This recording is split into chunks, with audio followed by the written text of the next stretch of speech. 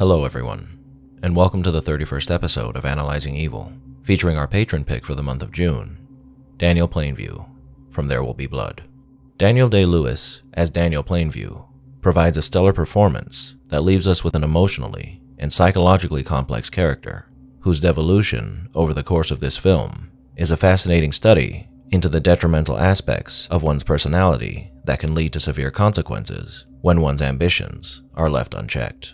To get an accurate picture of just who Daniel is, this video will begin with an overview of his traits and skills, before we move on to discuss the many nuances to his personality that have an effect on his goals in life, and the unfortunate circumstances we see unfolding throughout the film that ultimately bring Daniel to a self-made ruin.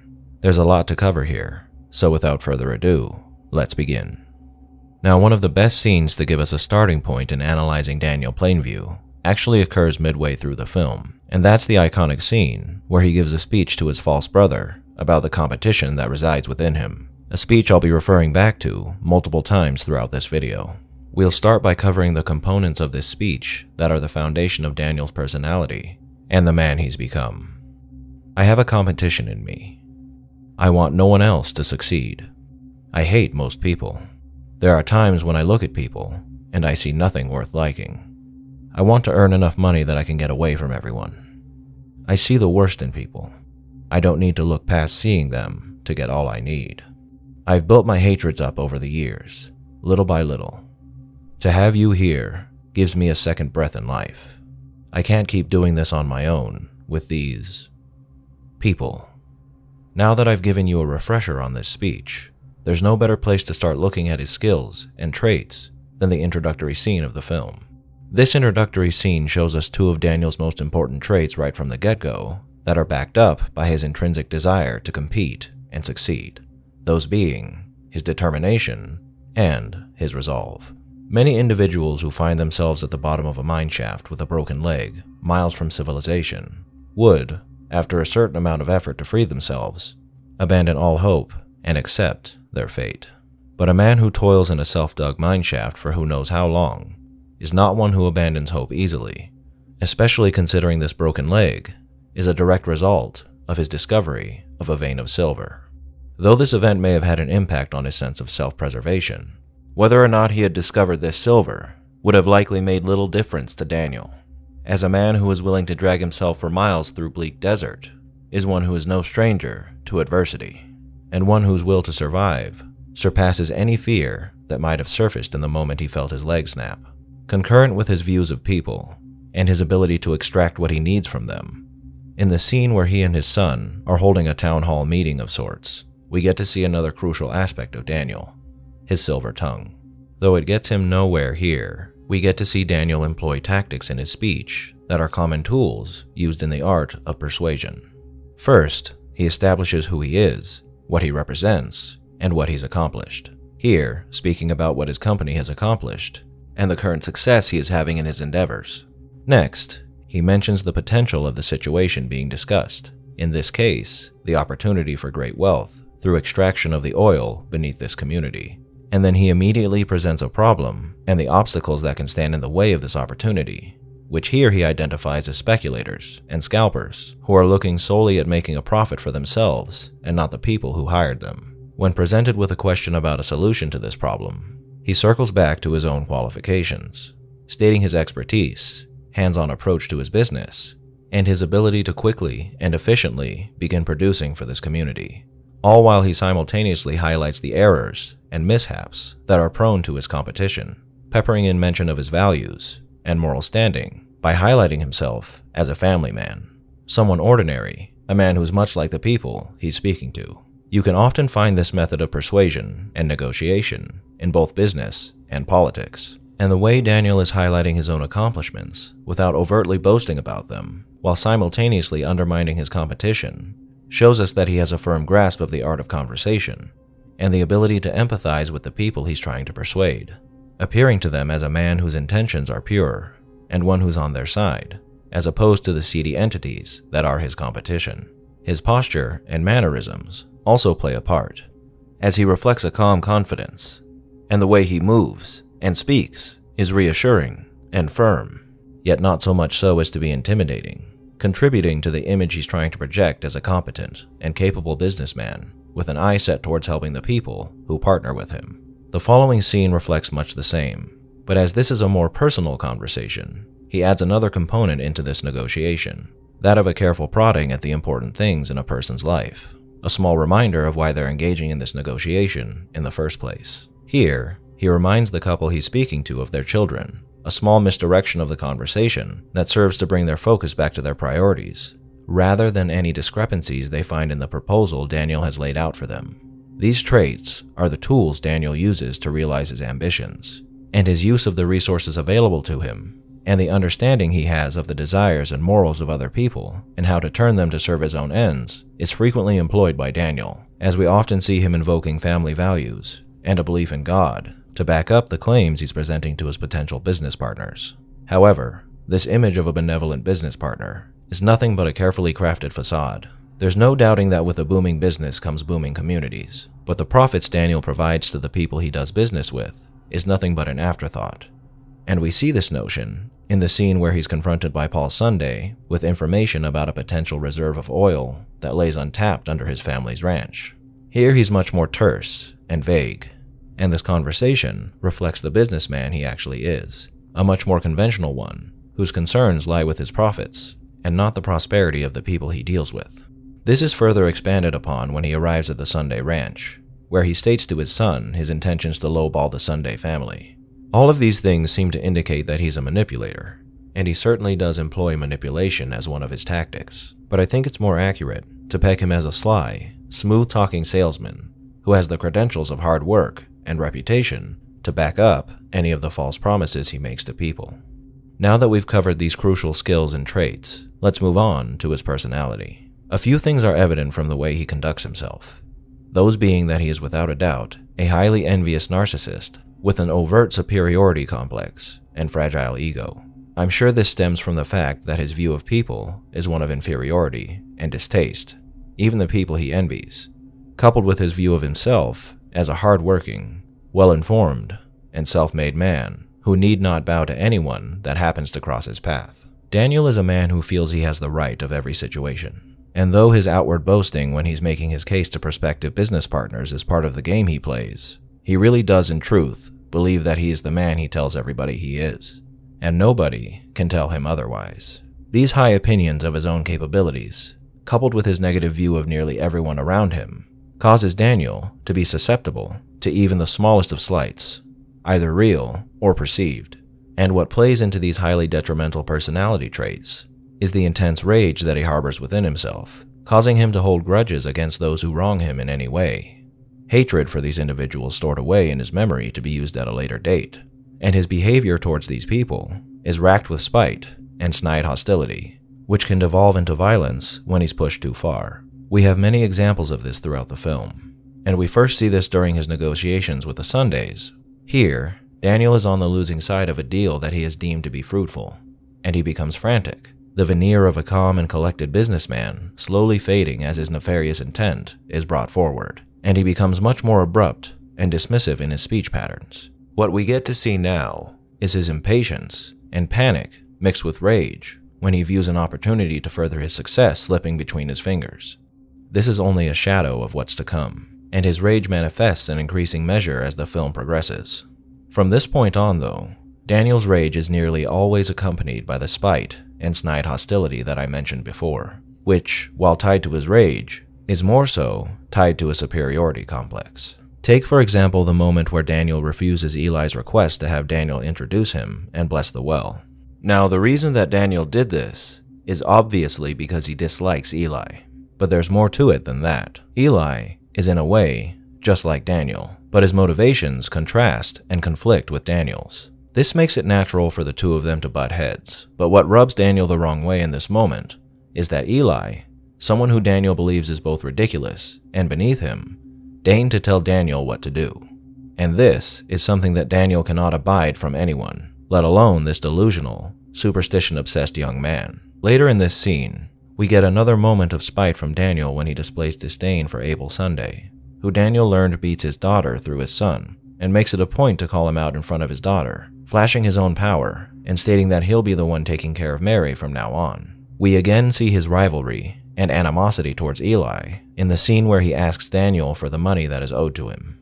Here, he abuses Eli for again attempting to tell Daniel what he needs to do. This is the same thing that happens with Tilford.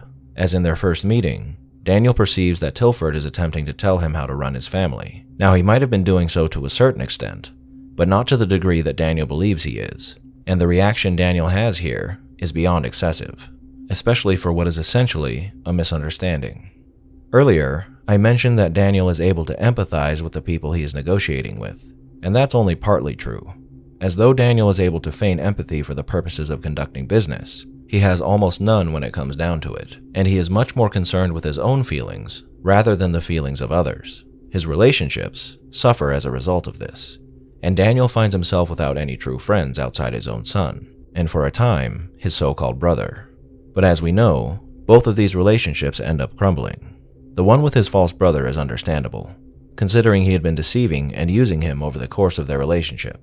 However, that's no excuse for the way in which Daniel ended this relationship, and while he's completely justified in being angry with this man, that doesn't give him cause to murder him. As for his son, the devolution of their relationship happens because Daniel's narcissism gives him the distinction of being a narcissistic parent. We see that Daniel is clearly fond of his son, and also of Mary Sunday, but as we see towards the end of the film, the love he has for his son quickly evaporates when his son expresses his independence and his desire to go his own way, directly challenging the notion that the people Daniel is involved with and who have benefited from his success owe Daniel a debt of loyalty and gratitude, and anyone, family included, who falters on this debt is not worthy of his time or energy.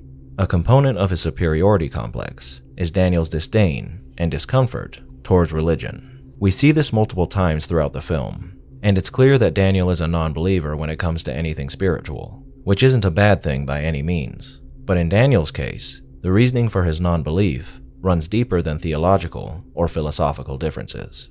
I believe the reason for his atheism is the fact that Daniel is a self-made man, and due to the life of determination and self-reliance that he's led so far, he doesn't believe any sort of deity was present to help him along the way, and he doesn't appropriate his success and good fortune to any god, but rather to his own hard work and determination. We can only speculate on what Daniel's life was like before we met him in the opening scene of the film, but I think it's safe to say that through all the hardship he likely experienced in his life, he found no comfort in turning to God, and found no results when he turned to prayer, causing him to write off any notion of God or a higher power altogether, replacing it with utter faith in his own will to survive and succeed.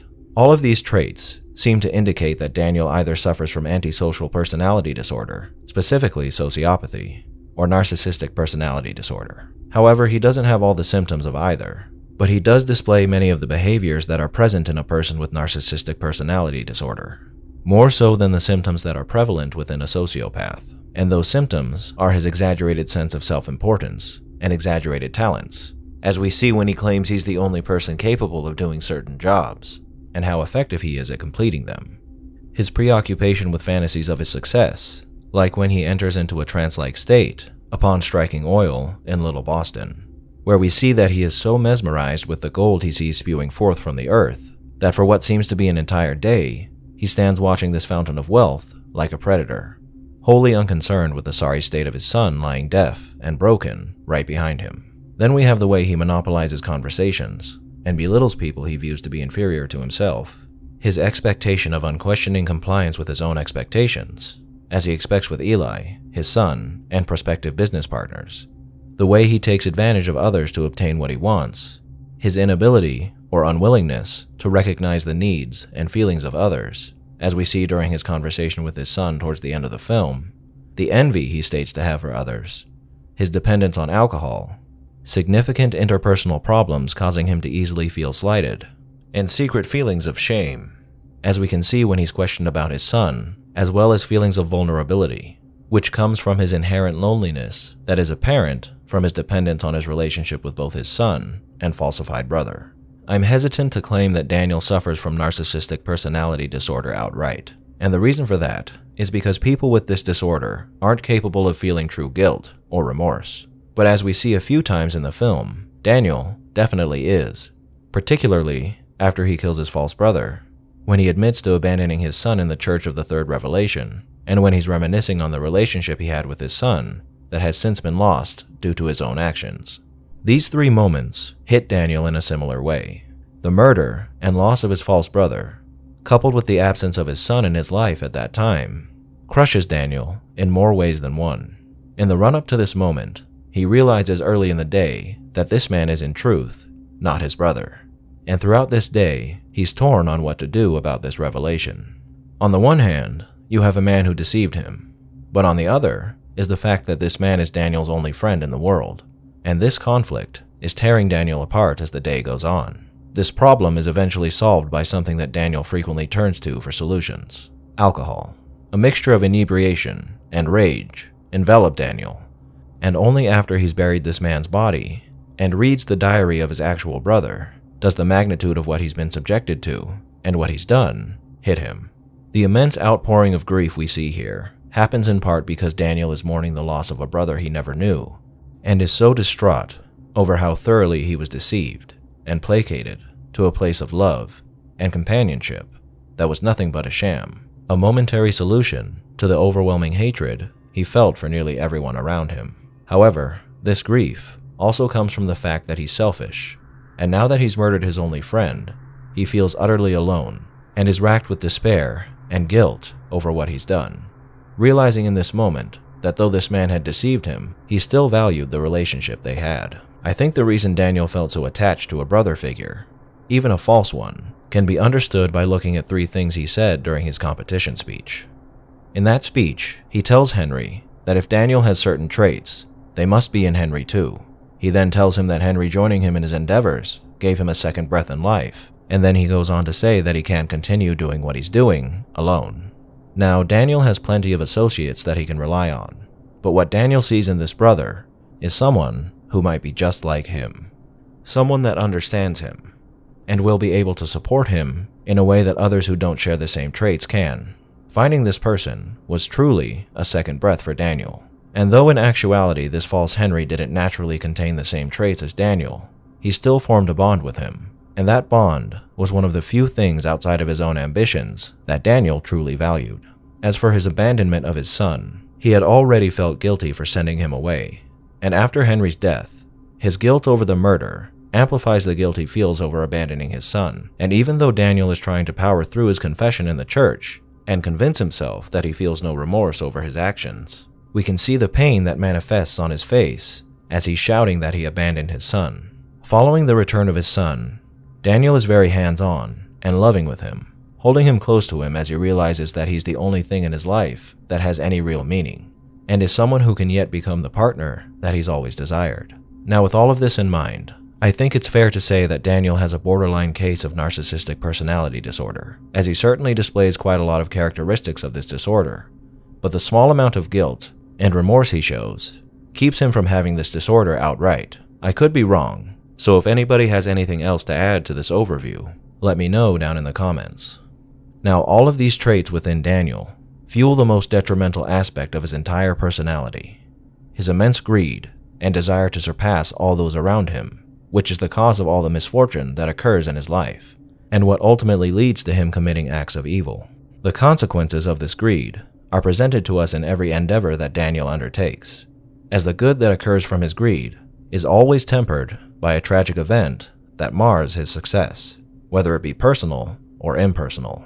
We see this when he hastens to extract the silver from his mine, which causes him to break a leg, when the shoddy construction of his first derrick results in the death of another man, his negligent business practices that cause the death of yet another man, and then only a short time after, the deafening of his son, and in his later years, the shattered relationship he develops with his son after his ambitions have come to fruition. The way this greed affects Daniel is comparable to the behavior of an addict, where he experiences highs in the excitement and ecstasy he feels after his avaricious desires come to fruition, and intense lows in the highly negative fallout these desires cause in the destruction of either those around him, his own person, or the people he loves.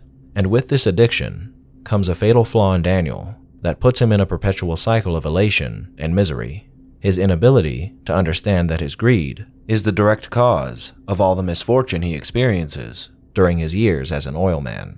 Every drop of alcohol that enhances his emotions, every moment of recollection of past events, or understanding of the reality of his unfortunate circumstances, is shown to us in the way his features contort into a mournful and grief-stricken countenance, his demons haunting every memory that flits into his head. But with this pain comes no realization that it's he who is the cause of his misfortune, and not what he perceives as bad circumstance, or the people who he thinks undermine his efforts. It's this inability to accept the reality of his situation that causes Daniel to increasingly rely on alcohol, to the point where after his son comes back to him, his alcoholism has bled into his public life, and he proceeds to berate and humiliate Tilford in a show of liquor-fueled spite. By the time we find Daniel in 1927, we have a man whose successes have brought him great fortune, but this seclusion has hardly brought Daniel the happiness he so sought, and has instead reduced him to a depraved and emotionally volatile alcoholic. His encounter with his son shows us what unchecked greed can bring you. We see the eyes of a madman, behind which lies the selfishness we've come to expect from a narcissist like Daniel. And even here, with his son pouring his heart out to him, telling him that he loves him, and that he wishes to keep his relationship with him, a way to salvage the terrible conditions that Daniel has put himself in right in front of his eyes. And he still meets it with his characteristic spite and anger. 2 years later, in his castle of his own creation, his solemn prison full of painful memories and drunken stupors, we find for ourselves a Daniel who spiraled even further into the hole he's created for himself. A disheveled mess of a man, passed out in his own filth on the floor of his bowling alley. And now we see the truth of Daniel Plainview, that he is, like so many addicts, a slave to not only his greed, but to his own destructive narcissism. A man who is so consumed with his own self that his efforts have brought him to a point higher than where he started, but one much lower at the same time. Joy has been sapped from Daniel's life, and all that remains to him is a hunched, convulsive body filled with nothing but liquor, guilt, and broken memories. There is nothing left in Daniel to break the man he's become, and at this point, he's far beyond any sort of redemption, fully consumed by all the negatives that lay within his personality.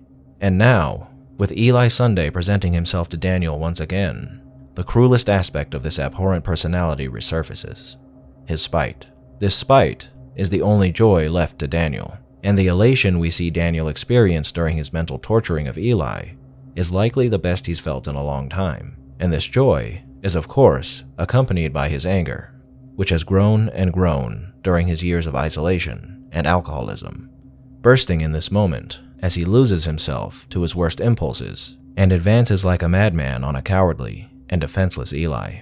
There seems to be a moment just after he's knocked Eli unconscious that Daniel considers what he's about to do and whether he should proceed.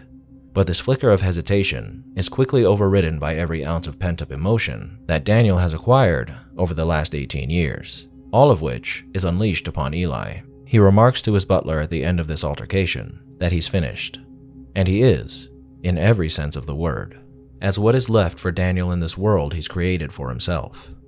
Not family, nor friends, nor anyone to compete with. Daniel has achieved everything he desired. He's succeeded. He's won. And all that he's become is his reward.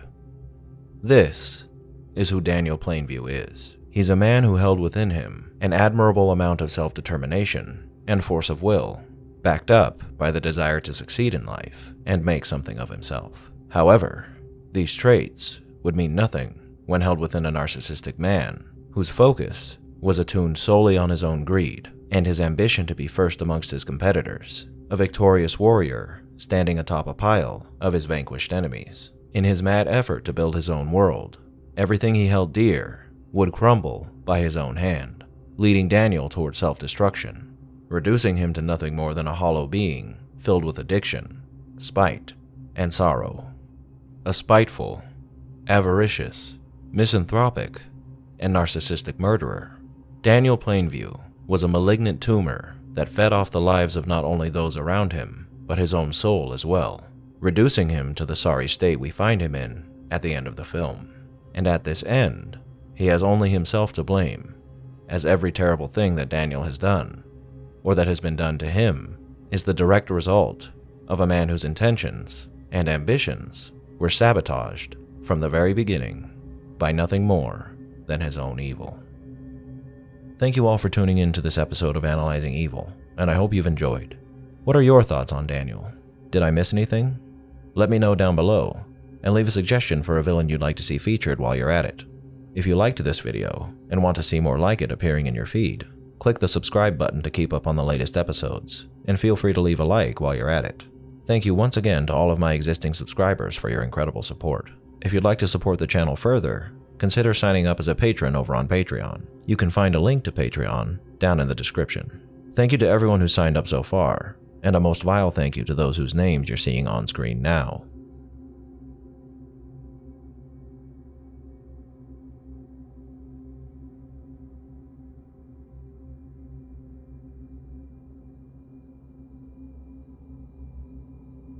Join the channel's Discord server to interact with myself and others in the community, and follow me on the social media platforms listed in the description for occasional updates on the channel. As always, thanks for watching, and I'll be seeing you soon.